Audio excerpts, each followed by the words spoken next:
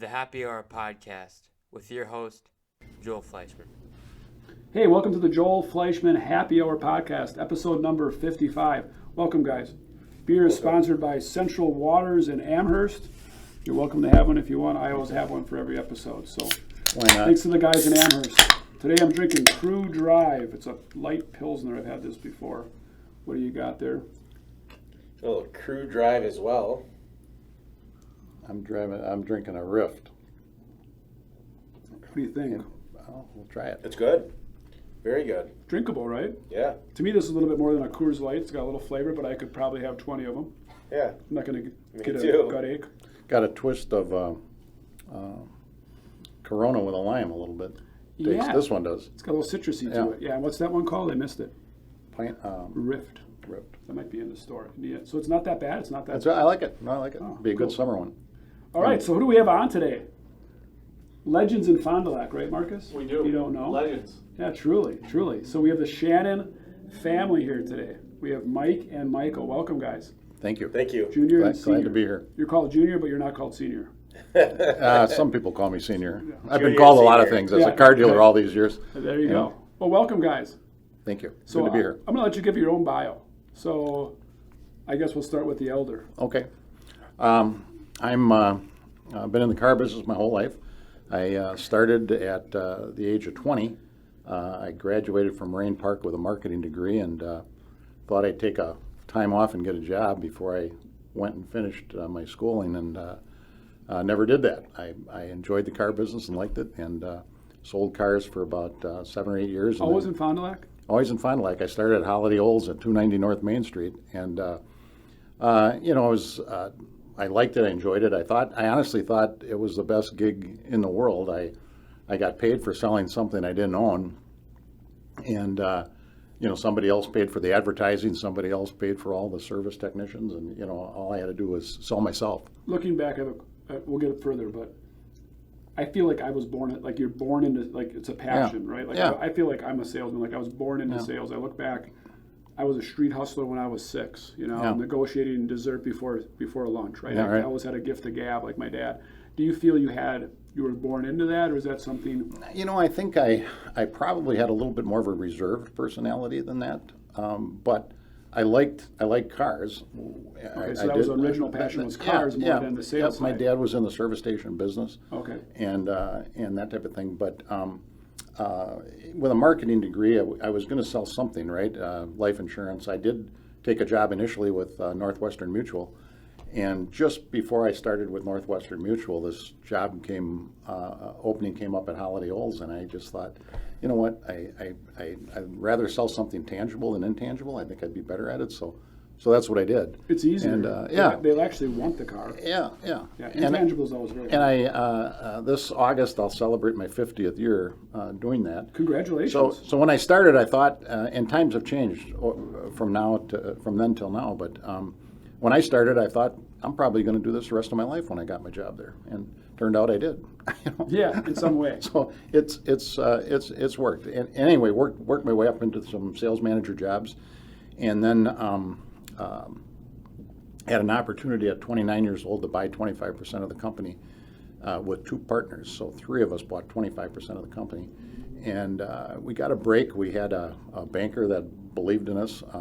Local banker that's still there, Peter Stone, and Hi, Peter, National Exchange Bank. That's right. Yeah. And he had owned the bank at that time already, or was he a banker? No, he was the commercial VP of lending. And you guys were friends at that time? No, we didn't even bank there. Okay. We banked at First Wisconsin. We went to First Wisconsin. We needed to borrow $650,000, which in 1979 that was a lot of money. I mean, millions and millions now, yeah. Yeah, so big deal. So we went in there, and we went to First Wisconsin because that's where the company banked. That would be a natural rate.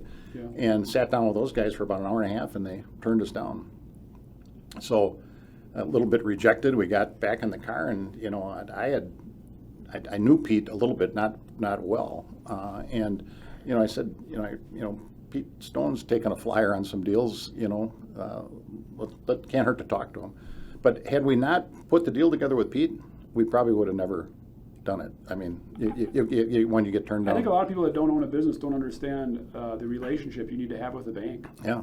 and how important that is, and Yeah. also how no matter how good your idea is, somebody's got to, you still got to answer to a boss, right? Yeah, right. Or how powerful you are as an owner. You still have the bank, you still have the government, you still have your lawyers. So we bought the company from a fellow named Bill Gores, and we were walking out of Pete's office, and Pete said, "Go tell Gores we'll do the deal. We'll do the deal for you guys." You had a verbal on the spot. Yeah, verbal on the spot. I don't think that happens in It wouldn't happen 2022. today. And the best part of it is the three of us together had $30,000 to put down, and that's cashing in life insurance. I sold my wife's car. We did everything we could. 5%, not much. Not much. That wouldn't happen today. It just wouldn't. It wouldn't. But unfortunately. But anyway, so we get in the car and we go back to work, and I park my demo, and I'm walking in the showroom, and I get paged from our office girl that I had a phone call. I walk in the showroom, little bitty showroom on Main Street, and she said, "Mike, you got a call." I said, "Who is it?" And she said, "Peter Stone." I thought, oh man, He rethought it. Yeah, he's got buyer's remorse or lender's remorse or whatever you call it. And my heart just sunk, And I pick up the phone, and he goes, "Shannon," he said, "do you know that I'm the only guy in the world that would give you that kind of money?" And I thought, I do know that. We didn't tell him we got turned down at First Wisconsin. And I said, "I do know that." And he said, "Do you know why I did it?" And I said, "Why?" He said, "Because you'll pay it back." Boom, he hung the phone up. That was it. I believe in you. Yeah, and we've been good friends ever since. I've been on his board since I was 35 years old.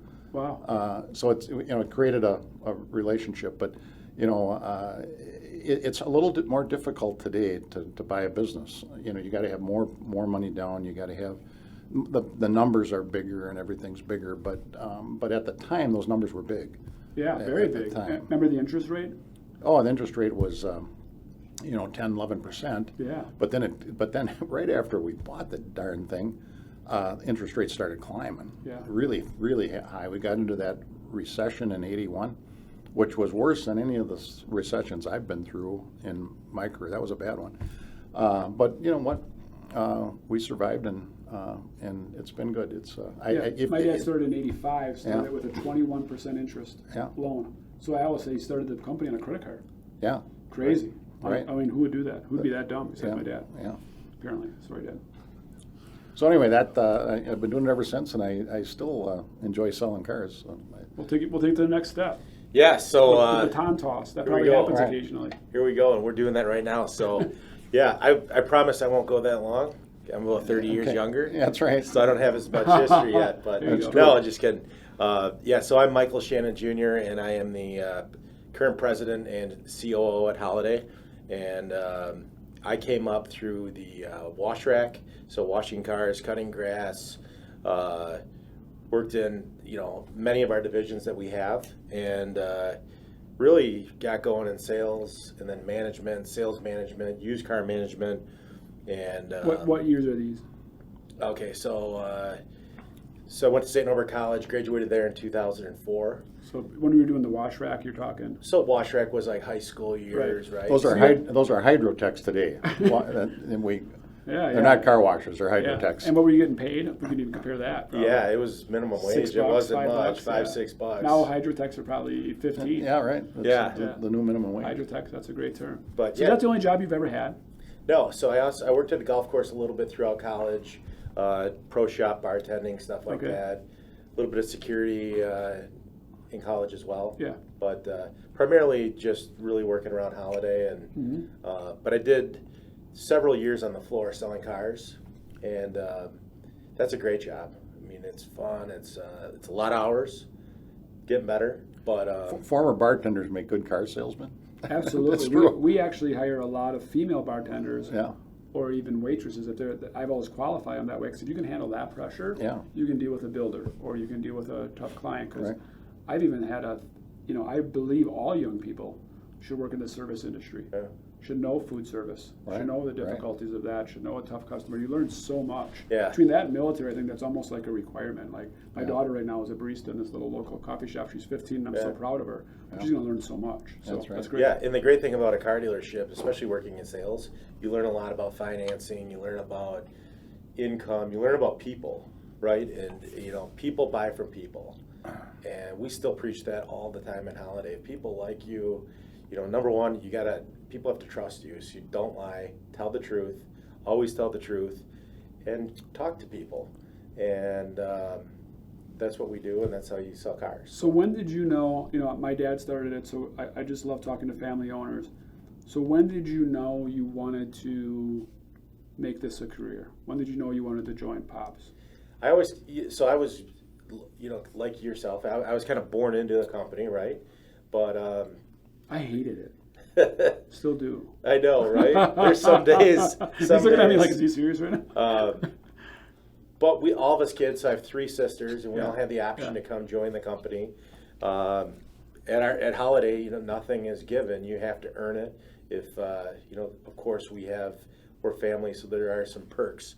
But I enjoyed it. I enjoyed washing the cars. I knew I liked that. So you knew right away. Well, 12 years old, you're like, this is pretty cool. Not necessarily. So then I went to college, and then I met all these people, and it was like, that were wow. not from Fond du Lac and didn't care about cars. Right. And so it was a whole new world and all these jobs. And all throughout college, I was a little bit on the fence as to what I was going to do next. Maybe sell insurance, maybe move to a bigger metro, right?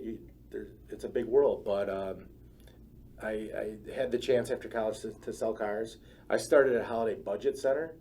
So I did 2 years on the sales floor at Budget, and that was fun. I mean, that was a great experience, and it was good. So do you have a light bulb moment when you knew you were going to come aboard? Or remember the conversation, or do you remember it like when, hey, let's give this a ride? I got a call from Randy Gill, who was he's actually a Campbell Sport guy. Eden Campbell Sport, right? The Gills, Yep, The yep, Gills. yep. He called me up, and he had a couple salesmen in turnover, and he called me up, I think it was like the last week of college. And he's like, hey, why don't you just try it out for the summer, see if it works. So you were still like right on the fence. I didn't have anything. What did you think? Well, I told him, I said, you're going to have to interview, you're going to have to do whatever. And, Randy reached out to him, and I thought, starting out at the Budget Center is a good place to start. You're dealing with older cars, but you're also dealing with, some of the customers have credit challenges and things like that. It's a good place to start. So source of, was there, and I've never even asked my dad that, source of pride, like, oh my gosh, this might actually happen, concerns, worry, or let's just see how it goes? Do you remember those thoughts at all? I just thought that, if he's going to get in the business, he's got to learn how to sell cars. That's what we do. So you're like, this is the entry level, we'll see how it goes. Yeah, that's right. And that's you right. sold a lot of cars. It worked out really well. So, yeah. That's great. That's awesome. Yeah, so my story a little bit, not the podcast is about you guys, but I feel like I need to tell it. Yeah, I went to school to be an English teacher. Uh-huh. I never wanted to live your Camel Sport. I wanted to move away, be an English teacher. I never wanted to work like as hard as my dad, so I wanted to have summers off. Right. I love sports, so I wanted to coach basketball. My pro career didn't turn out. It's a little too short, a little too slow. Yeah. A lot too short, a lot too slow. Yeah. But yeah, I mean, it was probably my junior year, and I somewhere around that in college, and I have a business minor with an English degree, and kind of said, I don't think the grass is greener on the other side. I didn't have that term then, but it's, the grass is greener where you water it, right? Not on the other side. Right. So decided, hey, Dad, maybe we should do this. I remember having that heart-to-heart right at his desk, and saying, Dad, would it be okay if I came back to work for you? And I could tell that kind of hit him pretty good. Yeah. So, because I had never shown, I always had worked with him and worked in the yards all the way through grade school and high school, but was pretty adamant that that he was crazy and I wasn't coming back. So it's a little bit led us to our mission to supply happiness. And I've never been like you. I'm not good at hanging my own shelves. I'm not crafty. I'm not a carpenter. I don't enjoy architecture, but I enjoy this industry and I enjoy people. Yeah. So I was able to, convince my brain to join the team when we have our mission to supply happiness.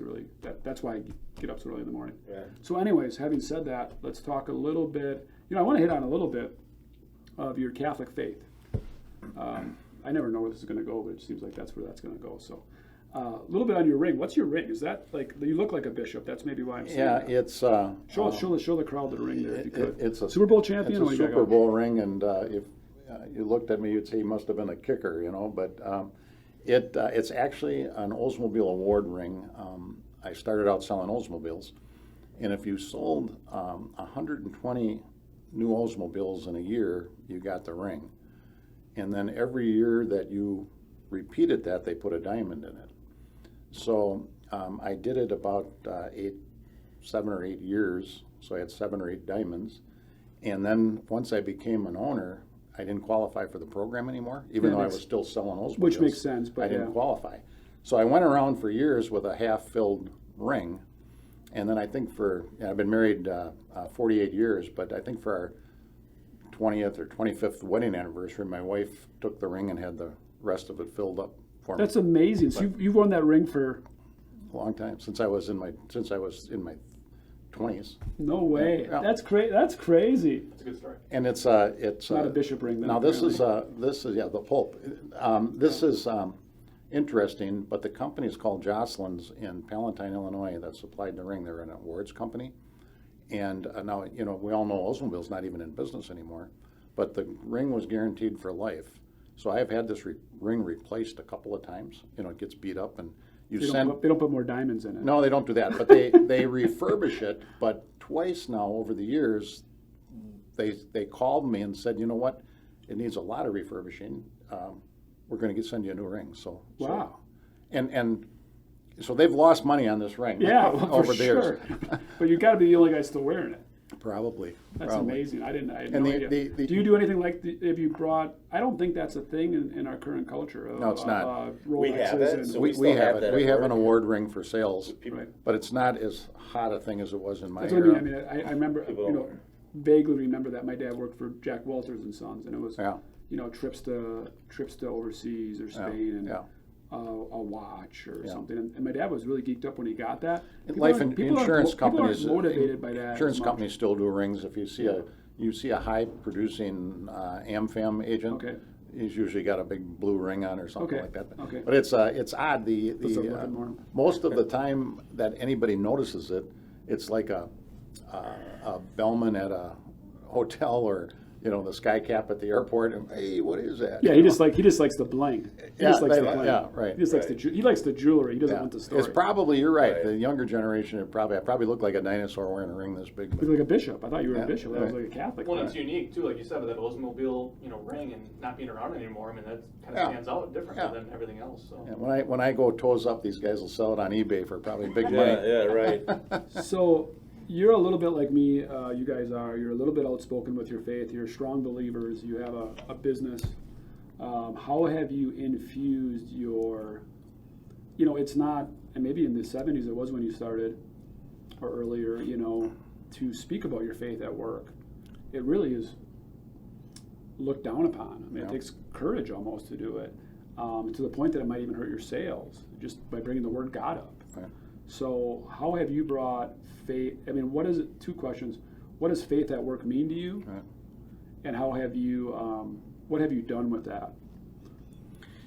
One thing, I'm not afraid to, I'm not, I have political affiliations, obviously we all do, and I don't try and force that down anybody's throat, but one thing that I do every election year, I put signs out in our yards at our dealerships that say, vote for the unborn. I believe in that, and I've been challenged on that actually by a couple of employees, and I said, you know what, as long as I'm here, we're going to put that sign out there because I believe in it, and that's unfortunately taken a more of a right side of the equation stance, right, or a Christian stance, but I believe in it. I believe in it whether I'm a Christian or whatever. I think it's the right thing. I don't think abortion is the right thing to be doing. So we do that. We still give our employees off between 12 and 3 on Good Friday. So if they want to attend church services, they can. We do tell them they got to be back at 3 o'clock. Years ago, some of the technicians would go to the tavern and not come back. So Same. we got to make sure they get back. I used to have to open I'd be 12, I'd have to open at the gates with my dad. It would just be him and I for the last 2 hours. I have no idea to this day why he opened the last 2 hours. We used to close, but it's hard to do that with our size operation, so we just give them the liberty Freedom. to go, Right. but we don't lock everything up. But Yeah. things like that. I periodically come across something like I'll come across something that Fulton Sheen said years ago, or somebody like that. And there's some good stuff out there. And I'll share that with the team. I'm not trying to push my Catholic faith. It's just something in general that pertains to life, you know. So I do that, and I honestly, I don't go overboard on it. But if they don't like it, you know, they don't have to like it. I mean, Right. But I'm still going to do it without being crazy, you know. Junior, your thoughts on that? Yeah, the only other thing I would add to that was we do at our GM store, that's our biggest store. We put a full manger set out at Christmas, and again, very little pushback on that. But even that is bold these days, which seems like the smallest Yeah. token of Right. showing your Christianity. Yeah. Right? We get a lot of comments on that every year. People drove by and say thanks for putting that out Yeah. there, you know. And it's a really nice one. A customer of yours and a good friend, Dave Cook, built that for us. Oh wow! So it's yeah. done right. God rest his soul. all out yeah, of cedar. yeah. God bless Dave. So, Yeah. passed away from cancer a couple years ago. Great guy. Yeah, I mean, I have to comment. I can't let you not get away with the abortion comment because I can't believe we murder babies. Right. I mean, I can't believe a baby that's meant to be born is murdered and we hide behind choice or words or politics. I can't believe I'll never understand why COVID became a political issue left and right. We were fighting a disease or a virus, and I can't believe abortion is a political stance. It's not political. We're just literally killing babies. I mean, whenever I've had the conversation, I'm like, I'll have the conversation, debate with you, as long as every time that you say the word abortion, you just say killing babies. Right. Because I mean, Exactly abort right. means you're aborting. And again, every time you say fetus, it's a baby. Like words are powerful. and it's really heated up here the last month. Oh yeah, it's very interesting. It's Social very media, interesting. Facebook, right? Everything. Well, the Roe versus The Roe Wade versus controversy. Wade. So, yeah, it's an interesting world we live in. To the point of sadly, you get calls to put up a nativity scene because businesses are supposed to be so politically and religiously neutral. So, I want to thank you guys for standing up for that. We've I think got we need to see more of that. If you're listening as a business owner, don't be afraid of that. I don't think it's hurt your business at all. It certainly hasn't hurt mine. I don't And think again, if it has, life's not all about money. Right. We've got a foundation that we try and do a lot of that locally with the foundation money, but you know, we support a lot of different charities. One that we put a Ukraine flag up, and when the war started, at each one of our stores, we put a Ukraine flag along with our American flag and Wisconsin flag, and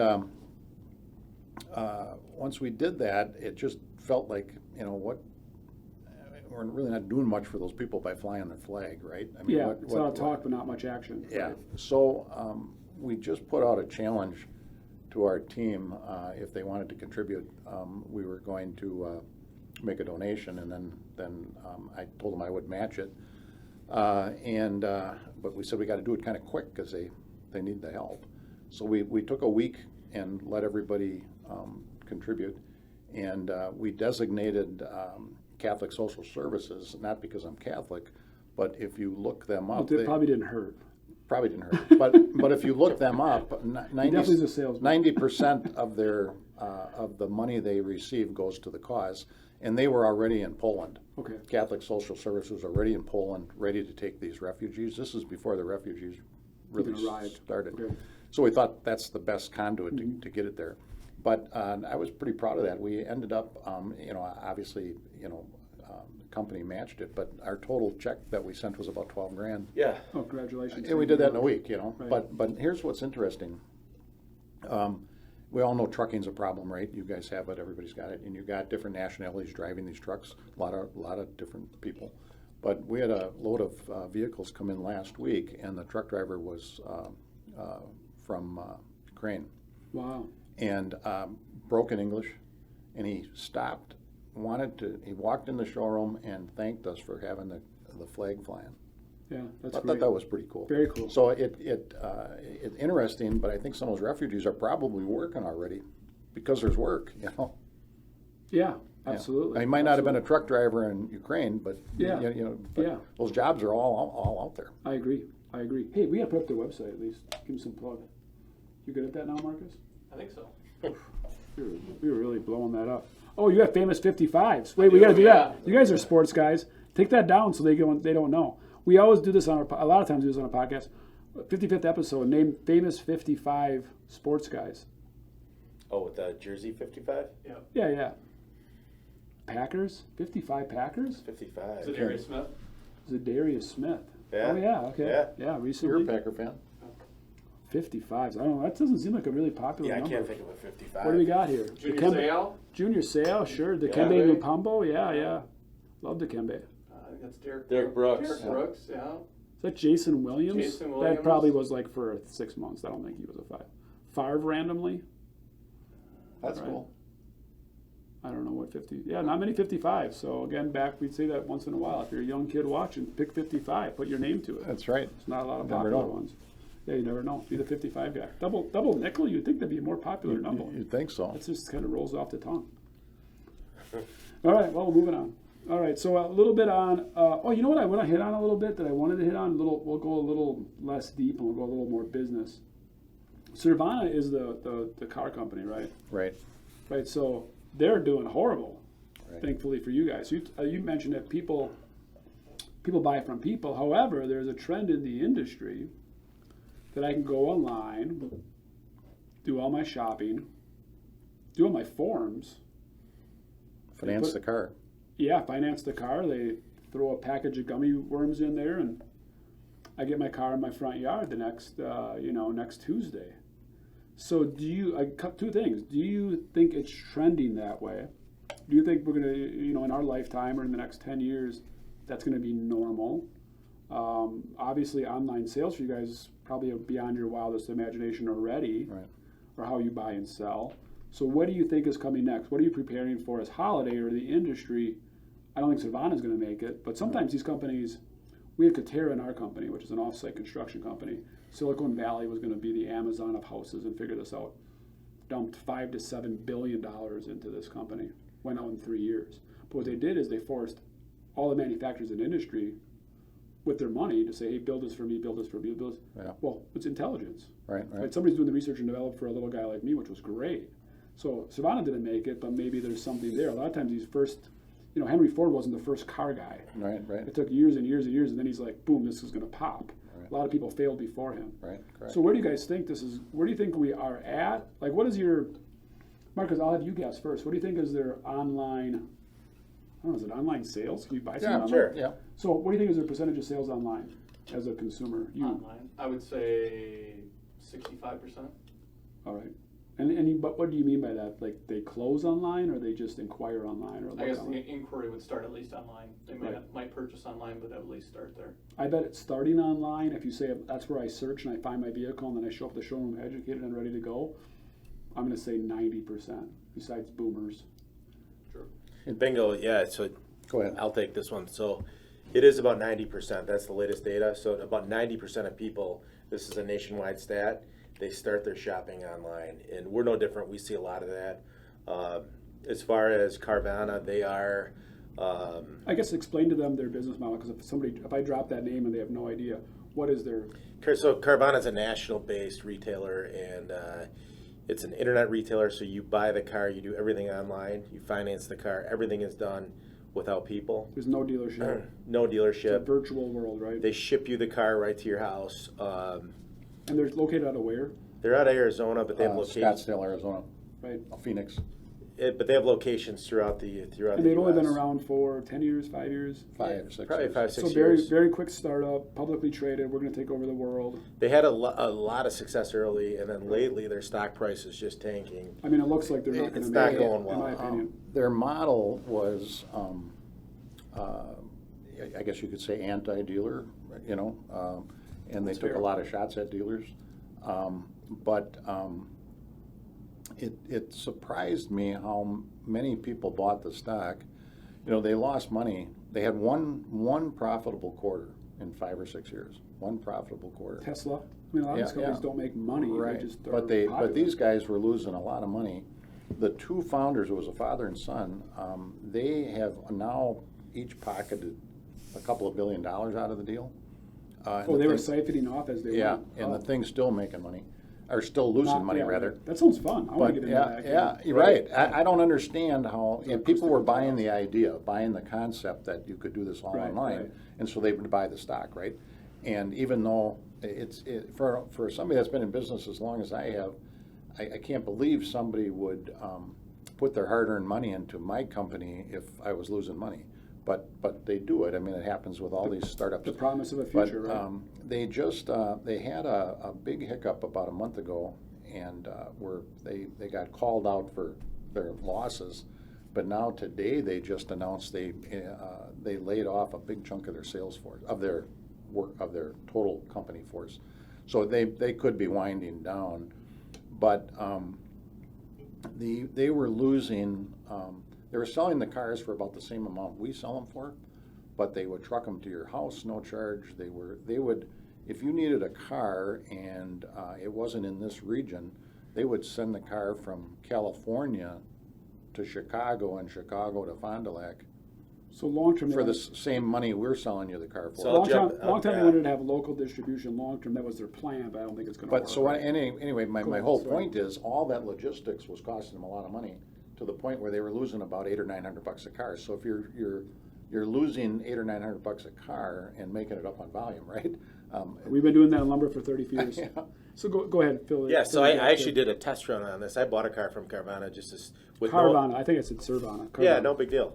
No big deal. So I had no intentions of keeping the car. It was just kind of a test run for Holiday to see how it worked. And so I bought a Chevy Cruze. This is probably about 3-4 years ago now.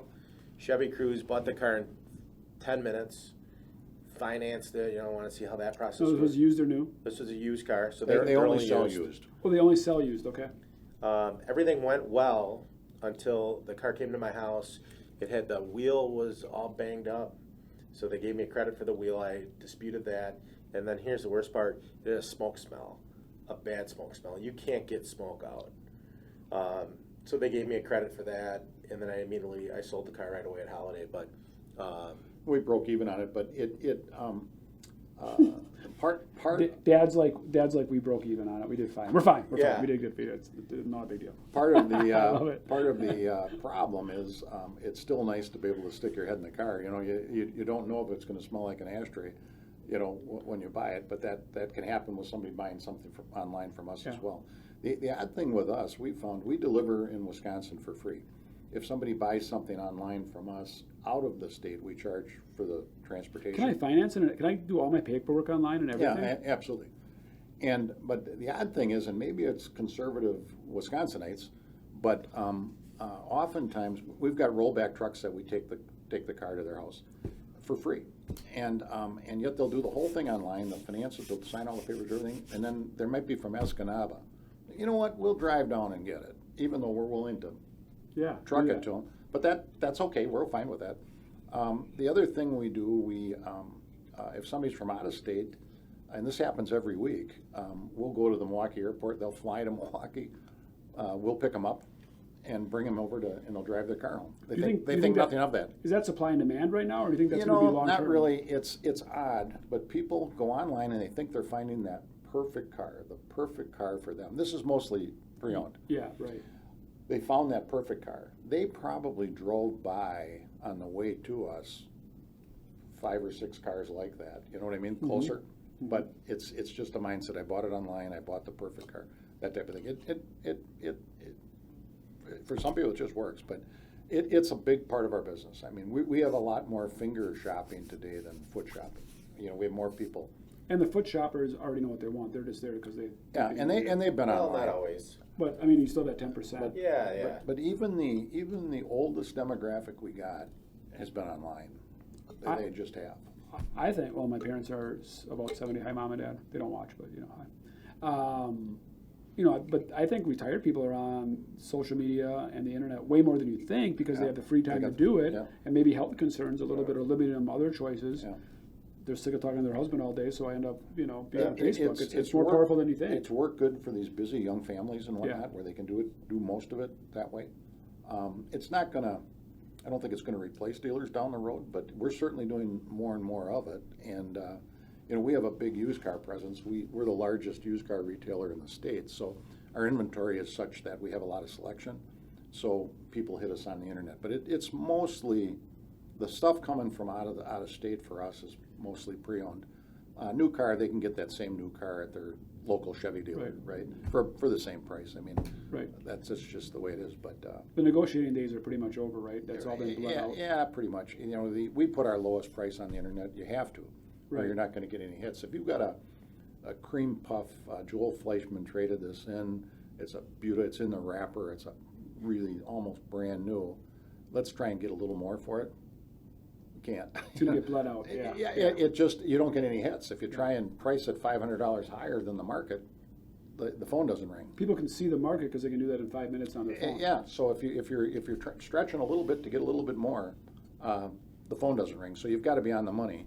Where does your marketing dollar? I'll ask you. Where does your marketing dollars for online go to right now? Like, where are you seeing the clicks coming from online? Are you spending it on Facebook? Are you spending it on Google? We spend Where's money, the money go? We spend quite a bit of money on Facebook. We're on, but more so on like Auto Trader, Car Gurus, Right. So you're giving. So for people that don't know that, right? So you go to cars.com. It's not a free listing for you. Like so how do they make money? Explain that kind of business. Yeah, like, right. So cars.com, Auto Trader, all those big retailers like that online.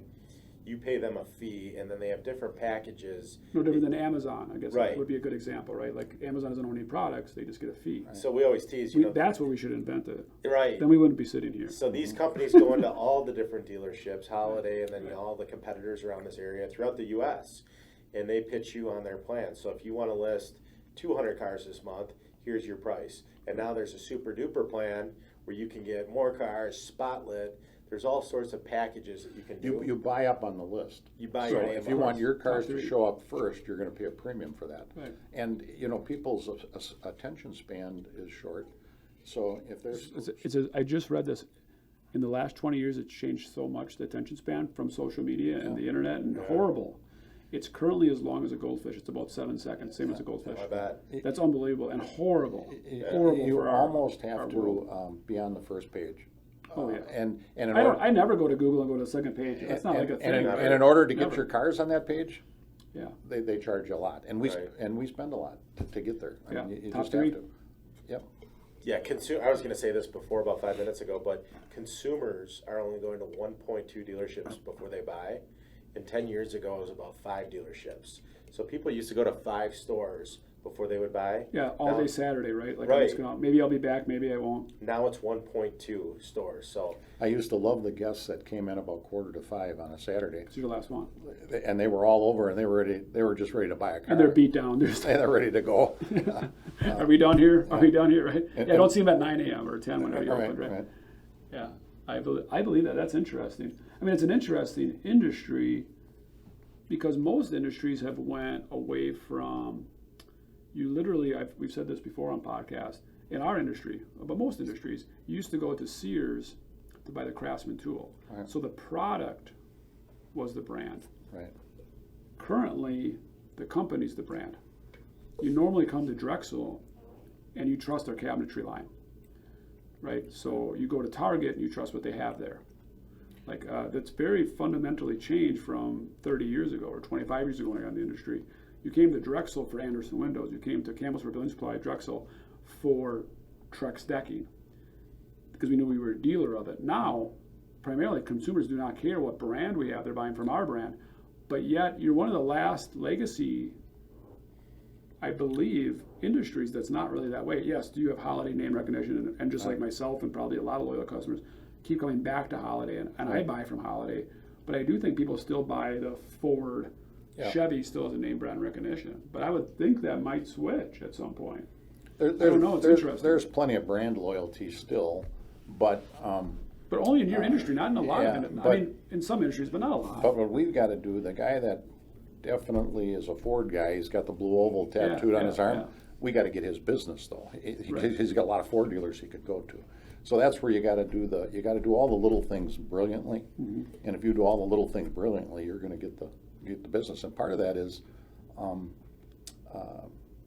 treating them different. You know, it's you want customers to be walking around and saying, "Wow, you know, that's kind of cool." Or you want to make an impression that you're different from the last place they were at. You're doing things a little different, and that's by showing attention to them and doing things that. Well, let's important. get to that. I got a little bit offline. I got a little bit off track myself on the online thing, which I think was a good conversation. But let's get a little bit, because you guys are so good at that. What's your secret sauce? Right, we're gonna lay it on the line right now. What has made you Holiday? What has gotten you where you got? Where is it gonna go? If you got to say these are the core things, or if you're talking to the next somebody out there that wants to be the next person like you guys, what did it take?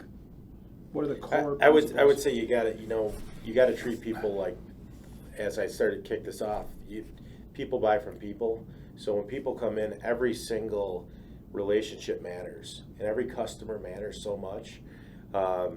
If they come in with little kids, you get them popcorn, you get them a sucker, get them a balloon. But you have to build a relationship, and that's built on trust. But it's. I got to interrupt. Tip for any salesman out there: parents with young kids, fix the kids first. Now you have mom and dad's attention. Right. If you let them be a distraction, they can't focus on you. There'll be no deal. There'll be no sale. It's going to be really awkward and clunky. Fix the kids first. Either that's a showroom. Again, we used to have showrooms room. Now they have tablets. Right. But get them happy first. Now mama's relaxed. Everybody's relaxed. Keep going. Sorry. Yeah. So I mean, it's really It's a great tip. It's no secret. I mean, we don't have any real secrets. We hire great people. If they don't fit into our system, into our culture, they don't stick around. But so you get a hire right, and then as each customer comes into the stores, treat them fair. It's a great price, and then you have to know your stuff. You have to know your product. Nobody has any time right now. If salespeople do not know their information, customer's not buying from you. The customer knows more themselves because they've researched it all. I think the I want to go back to that. Keep going. Yeah. one thing that's been our key for us is, we talk about being worth the trip. We're on we do a lot of volume for Fond du Lac, Wisconsin, but part of that is we're an hour from Green Bay, an hour from Milwaukee, an hour from Madison. So we're hitting those TV markets, and we're on there telling people, Holiday Automotive, it's worth the trip.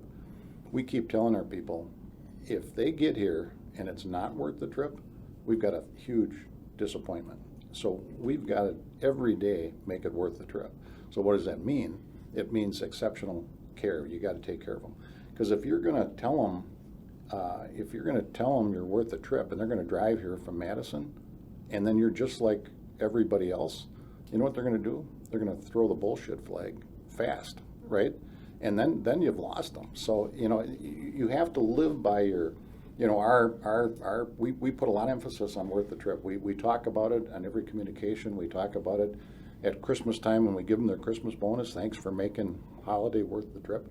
But it's a culture thing that we really put some focus on. Who you are. Yeah, it's who we are, and it's all the little things. We keep our facilities clean. We do just a lot of little things that are important. It's easy sometimes when you're working in an environment to miss some of that stuff, but and everybody we reward that, and not necessarily monetarily, but we give a lot of pats on the back when we see somebody do something above and beyond. That was my next question. So we talked about product knowledge training, exceptional service requirements, standards, culture, branding that, repeatable, right? It's got to be to the point of exhaustion before somebody gets it. How do you train that? How do you train product knowledge? How do you train great care? How do you guys do that? Yeah, so as far as product knowledge goes, that comes with time, but we have professional trainers that come in from the manufacturers. But beyond that, the managers, the people that have been there for a while, the veteran salespeople, they all help out with the training. But we do all sorts of things. We do walk-arounds on the product in front of the peers. Everybody gets to, if it's your time to get up there for 10 minutes and explain this new car, it's go time. Do you have it scheduled, or is it more Saturday afternoon? Everybody get up and go? It's scheduled so that they can prepare. Scheduled, and then once in a while we have random ones where, hey, let's see what you know on this car. Great. So yeah, you got to learn your product, number one, and then your second question was what? How do you train people to take care of people? How do you train people to make it worth the trip? Is it, there's two paths to that, right? Just find great people and they'll take care of themselves. But how do you remind them of that? How do you reward on that? How do you encourage that? How do you make that into your culture? Which obviously it has been. I think they watch their leaders, right? And we have so many leaders at Holiday. You know, we've grown to, we're about 340 employees right now. Congratulations, that's crazy. Yeah, and I know your company is bigger than that. Yeah, well, bigger isn't double. bigger isn't better. Better is better. But they watch the managers, right? They watch their bosses, and you know, we've all been there a long time and know how to do it, and we coach in the moment. I'm a big believer in that. You know, you can bring everybody into a room and just preach at them. It doesn't always work. You got to coach in the moment, positive reinforcement. Try not to be too negative. We try and, hey, great job. Here's where you did it right. People want to know, especially millennials, where did they do it right?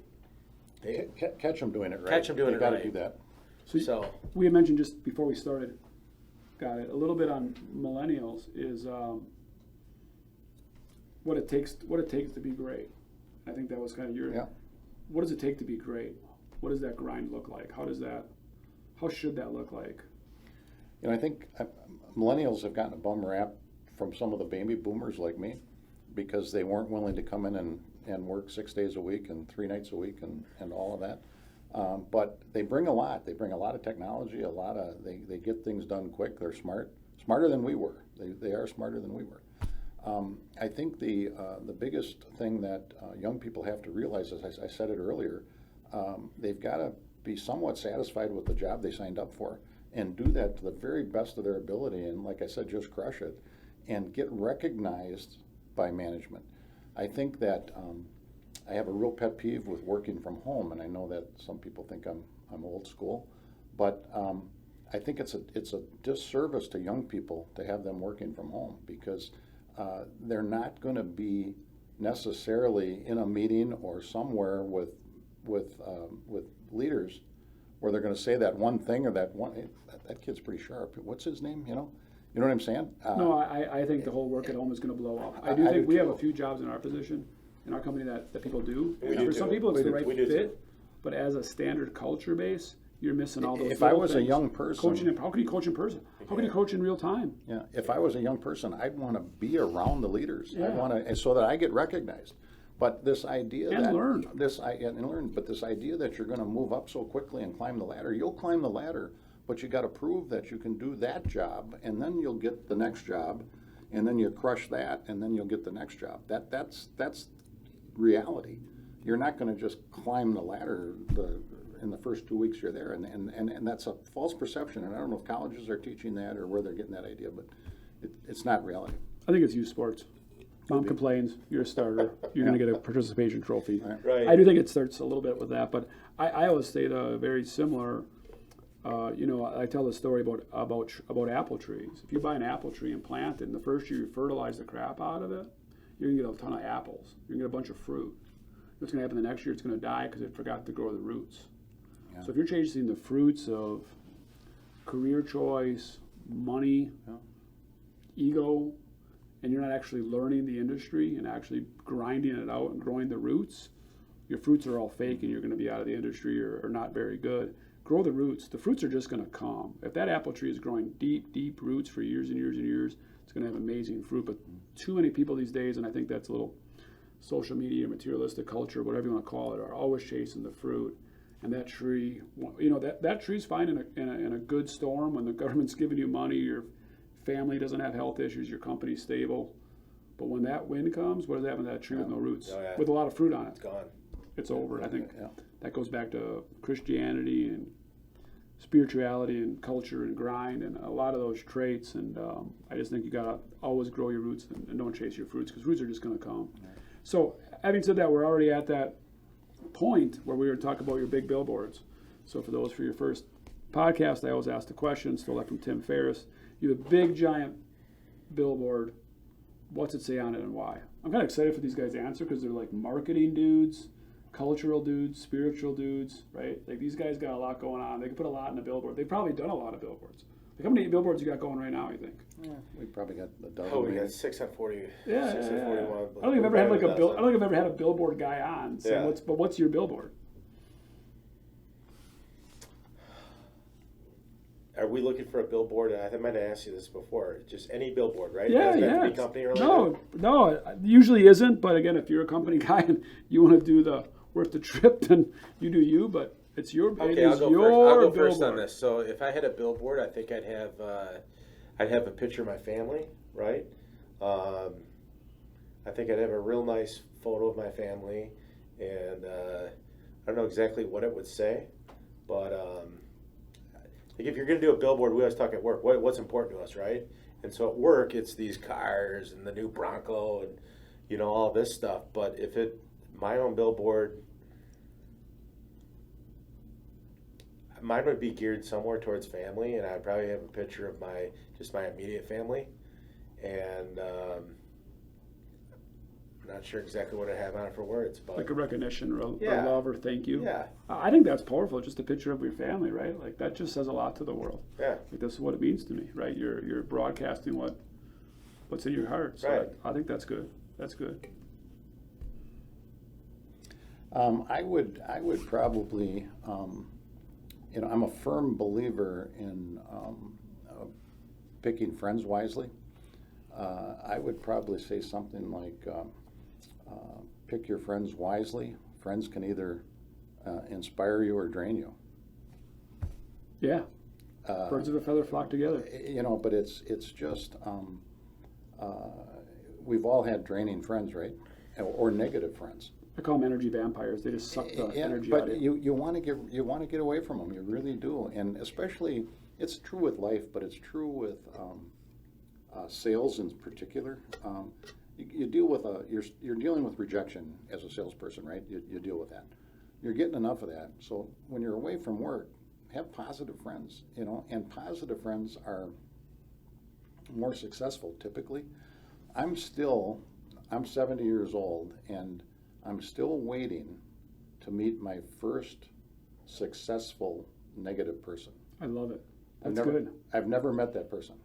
Have you ever met a negative person that's successful, hugely successful? Depends how you define success, but Yeah. I would agree generally, right? In Yeah. any walk of life, Yeah, there's a sense of Yeah. optimism that leads to positivity, which leads to good outcomes. for sure. yeah, and whether it's raising a family or your relationship with your spouse, whatever, you got to kind of keep it positive. There's so much stuff out there that's negative.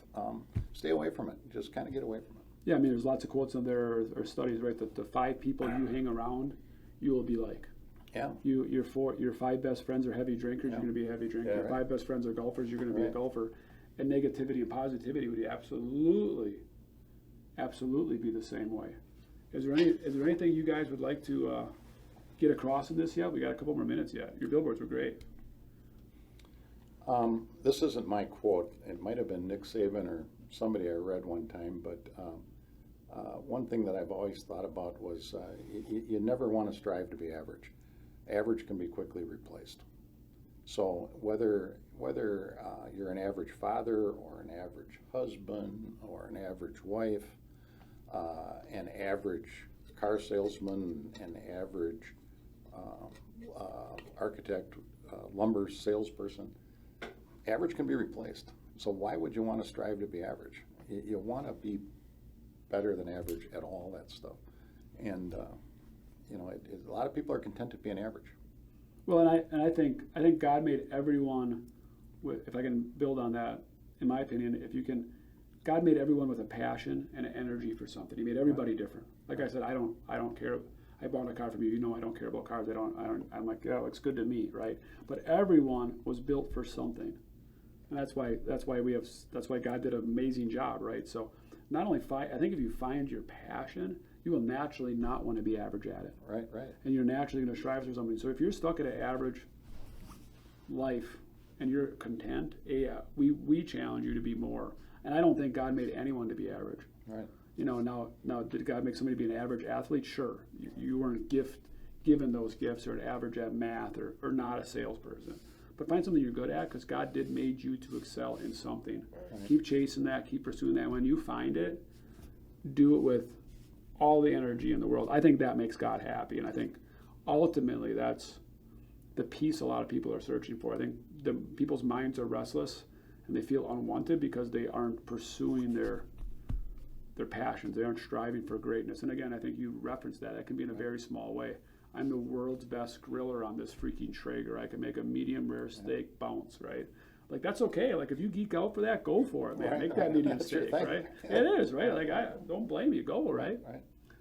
That's great. Well, Is that your thing, the steak on the Traeger? No, I wish. No. I can actually make a decent steak now. Yeah. So first 10 years of marriage, and I talk fast, and I've calmed down a lot from my 20s, 30s, even early 40s. So when I got married, I just put everything on high. And cooked it too much. I did too. Burn the hell out of it. Too. The middle would be raw. I give my wife the chicken. She's like, "That's raw in the middle." I'm like, "I don't know. It looks done to me. I haven't eaten before she even started it." Yeah, brats. I'm like, 45 minutes for brats. If I just turn it on, it'd be 12 minutes. Yeah. But I had to learn to calm down. Oh, yeah. You know what? If anybody's like not a meat guy, I don't know if you guys are. The game changer for me is when I got a temperature thing. Yeah. When I can actually not guess if the chicken's done. Actually, when it says 160, it's Weber's great. got an app that tells you how long to cook everything. Yeah. That's kind of cool too. That works too. The little alarm goes off. Yeah, no, I mean, that kind of thing where when it's actually done, get it off the grill. Sure. I've come a long ways. Yeah. So yeah, I like grilling, but I'm not like, I got a flat top. You guys got a flat top? No, what's that?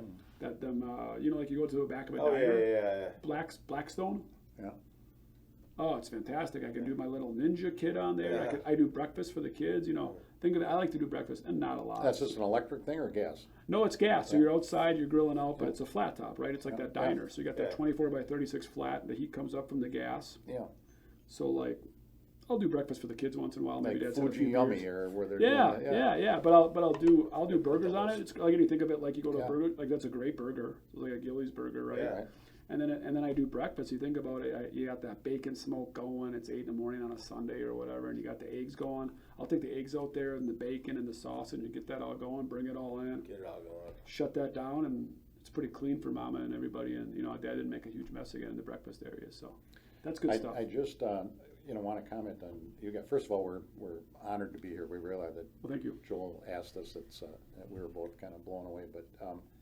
Nobody watches. You shouldn't be that blown away. That's okay. But the footprint that you guys created with your market is unbelievable, and quickly. I mean, you guys are everywhere, and you don't. That doesn't happen by accident. You're probably not the cheapest out there.